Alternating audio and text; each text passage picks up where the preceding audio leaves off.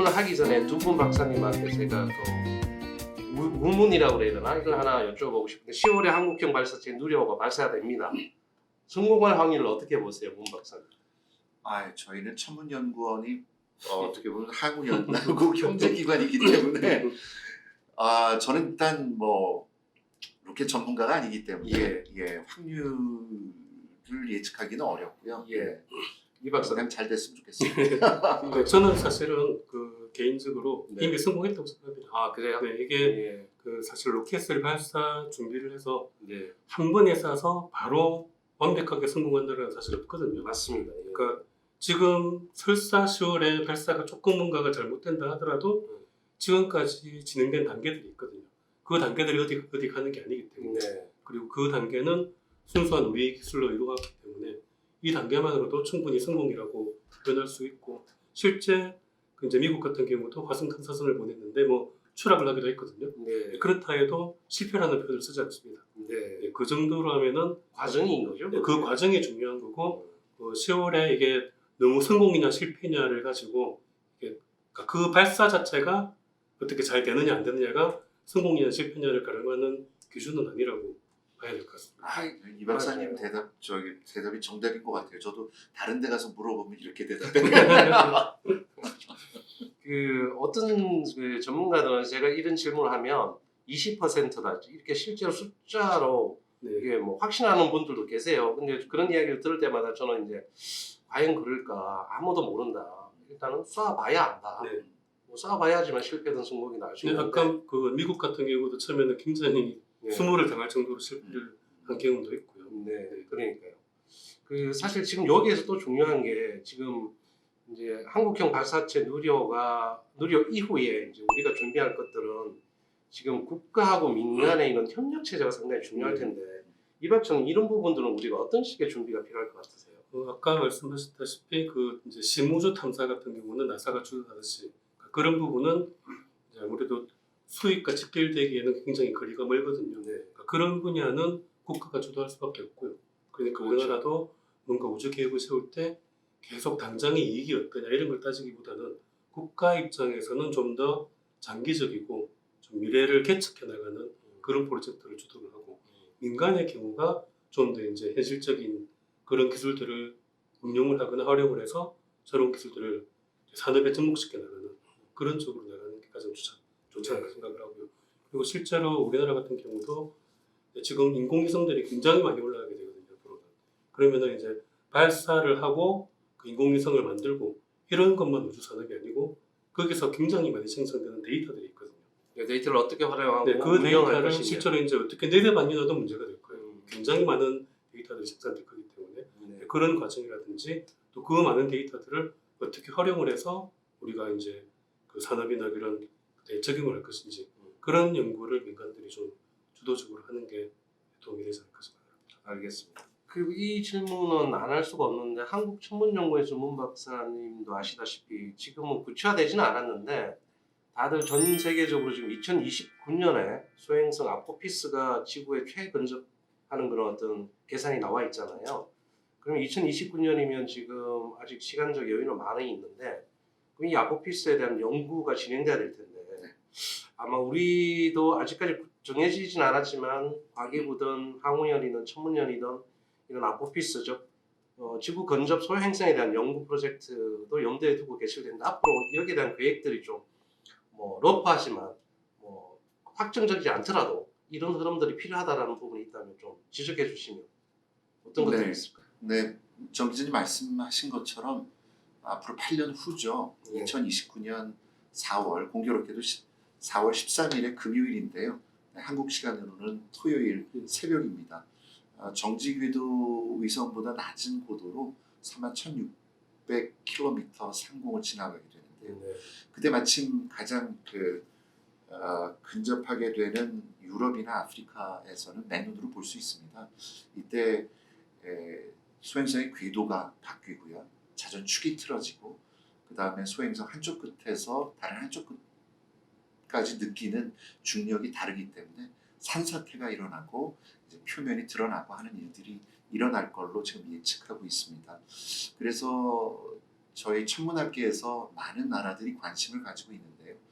그런데 공교롭게도 미항공우주국 나사나 유럽 우주국, 또 일본 우주국, 중국 우주국 이런 곳에서는 중장기적인 계획이 프로그램이 꽉 짜여져 있기 때문에 불쑥 새로 프로젝트를 만들어 가지고 아포피스를 마중 나가기 어려워요. 그런데 나사에서는 지금 소행성 샘플을 막 가지고 오고 있고 오시리스 렉스 네, 오시리스 탐사선이 렉스를 있죠. 기술을 돌려가지고 갔습니다. 그래서 확장 임무로 거기 가는 거를 지금 얘기를 하고 있는데요. 저희 한국천문연구원에서도 이 기회를 이용해 가지고 한번 우리도 가보자. 그러고서 개념 연구를 지금 막 하고 있습니다. 네, 잘 됐으면 좋겠는데. 뭐 아포피스와 지구가 충돌할 가능성은 없겠죠? 네, 뭐 향후 100년 이내는 없다. 네. 네, 알겠습니다. 네.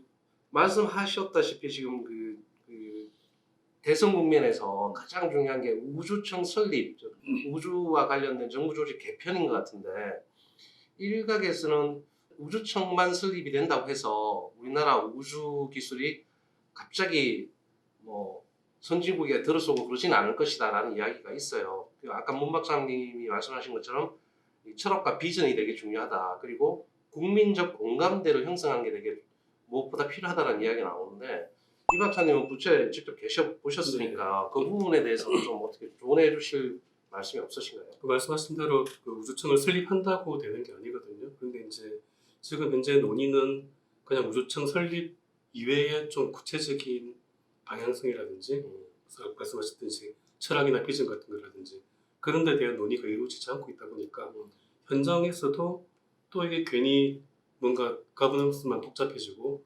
사실은 크게 달라지는 게 없으면서 괜히 옥상옥 하나 더 생기는 게 아닌가라는 그런 걱정도 하고 있거든요.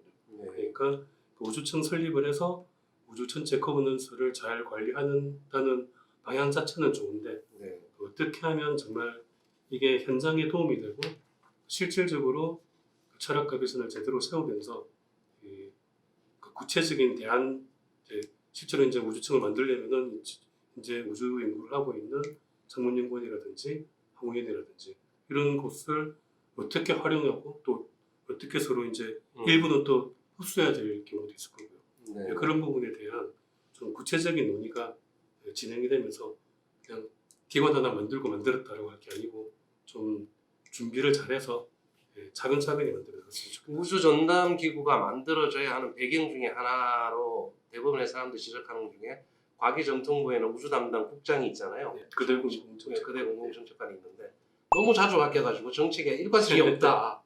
뭐 이런 이유도 있던데 실제로 그래요. 뭐 사실 그게 뭐 꼭 과기정통부의 문제만이라기보다 우리나라 공무원 체계 관료 자체가 이제 원래 그런 식으로 그 순환 보직을 하는 게 기본 원칙이다 보니까 그렇게 되게 생기고 있는데 그런 문제가 없으려면은 전문가를 많이 영입을 해서 전문가 집단의 관리 기관으로 만들어야 되지 않을까 그렇게 생각합니다. 문 박사님 이제 마지막으로 제가 질문 하나 드리고 싶은 게 민간업체 뉴스페이스 시대가 되면 민간업체들이 많은 수혜를 입을 텐데 일각에서는 우리나라의 특정 기업을 거론하면서 예산만 따려고 하지는 않겠느냐. 왜냐하면 관련 예산이 늘어날 테니까. 그렇게 되면 또 독점 체제가 될 것이고 그게 또 하나의 병폐가 될 수 있다. 이런 지적도 있던데요. 그런 부분들 어떻게 좀 네, 그것도 미리 잘 계획하고 설계해야 될 부분이라고 생각을 합니다. 말씀하신 것처럼 거대 우주 기업들이 있죠. 거기만 수혜를 입을 것이 아니라 또 정부 지원만을 기초로 해가지고 사업을 벌이는 게 아니라 외국 거대 우주 기업들처럼 자체 연구 기능도 갖고요. 그다음에 자체 그 예산을 투여해가지고 R&D를 해야겠죠. 또 한 가지 측면을 말씀드리고 싶은 것은 이를테면은 화장품을 만든다. 그러면은 이게 화공과 사람들만 일하는 게 아니잖아요. 바이오도 있고 의과학 하시는 분들도 있고요.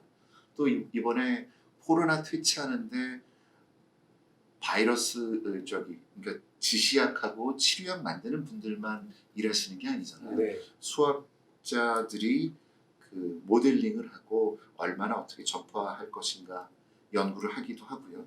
여기 스튜디오 들어올 때도 온도계 재고 네, 발열 어때요? 체크. 열상 네, 네. 카메라로 찍고 그러잖아요. 이게 굉장히 융합이 되고 있는데 우주만 해도 그렇습니다. 지금 나사 같으면은 천문학자만 있는 것도 아니고요. 우주과학자나 우주공학자만 있는 것도 아니고 사실은 자연과학 전 분야, 그 다음에 공학 전 분야 사람들이 일을 하고 있는데요. 우주비행사들이 우주복을 입어야 되잖아요. 그것도 경례화하고 그냥 보통 옷이 아니지 않습니까? 그거를 이제 클리닉을 하는 서비스도 민간으로 넘긴다고 하고요. 네. 그 다음에 가가지고 뭐를 먹어야 될 거 아니에요. 그러니까 사실은 한국이 우주인을 키우면서 한국식품연구원에서 여러 가지 식품들을 만들었었습니다. 그게 중단이 된 거죠. 사실은 정부 출연 기관 25개 중에서 뭐 대부분 연구원들이 다 우주 시대에 대비할 수 있다고 생각을 해요. 그러니까 예. 항공우주공학관 출신들만 우주를 하는 게 아니고요. 진정 한국이 아르테미스 참여 국가로서 제대로 뭔가 보여주고 제대로 우리 산업도 발전시키려면 결국은 우리나라가 세계 1위 기술도 있고 한 세계 10위 기술도 있습니다. 근데 그게 우주로 나가면은 전부 다 1위 기술이 되거든요. 네. 그러니까 우주청을 설립할 때도 항공우주공학, 뭐 우주과학 여기만 생각하실 게 아니라 전반적으로 한국이 모든 기술과 과학과 문화가 어떻게 도약할 수 있는지 그 밑그림을 짜는 게 중요한데요. 예, 그러기에는 이게 인력풀이나 연구풀이 너무 작고 정치하신 분들이 너무 이게 정권 재창출에만 염두를 네, 하셔가지고 깊이 우리가 고뇌하고 고민할 시간이 부족한 것 같아요. 예. 예, 그럴 시간과 여유가 우리한테 좀 필요하지 않은가 생각합니다. 알겠습니다. 그 짧은 시간이었지만 말씀 잘 들었고요. 아마 우리만의 경쟁력 그리고 우리만의 철학 그리고 우리만의 핵심 가치는 무엇인지 아마 지금부터라도 이야기하고 논의를 시작해야 된다는 그런 이야기인 것 같습니다. 사실 기본이 잘 돼 있으면 그 어떤 도전에도 흔들리지 않죠. 그 어떤 실패도 두려워하지 않게 됩니다. 실패를 오히려 즐길 수도 있습니다. 우리는 지금 그 기본이 너무 약하다는 게 전문가들의 공통된 의견인 것 같고요. 우주과학 분야에서 10월 누리호 발사가 실패하든 성공하든 그것은 과학적으로 그렇게 중요하지는 않습니다. 성공해야 하고 반드시 그러해야 한다는 공포감과 이 경외감에 길들여 있다는 게 또 하나의 문제점일 수도 있어요. 실패하면 책임을 묻고 다음 단계로 뻗어나가지 못하는 게 사실 우리의 현실이기도 합니다. 실패하더라도 그 원인이 어디에 있는지 과학적으로 검증하고 되풀이하지 않도록 하는 도전 정신이 더 필요한 시점인 것 같습니다. 그런 분위기를 만들어야지만 우리나라의 뉴스페이스 시대는 활짝 열릴 것 같습니다. 두 분 박수 오늘 상당히 그 말씀 고맙고요. 다음에 또 뵙도록 하겠습니다. 고맙습니다. 네, 네, 고맙습니다. 감사합니다.